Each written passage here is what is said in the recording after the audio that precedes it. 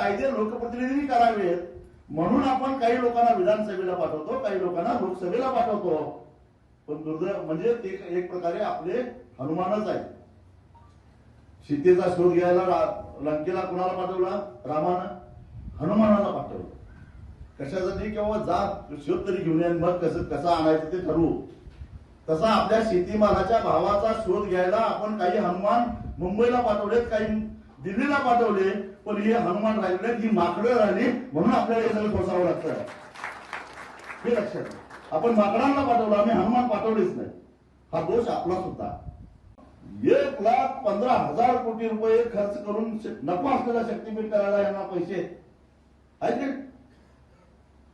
16 लाख कोटी रुपयाची कर्ज माफ करायला यांच्याकडे पैसे आहेत.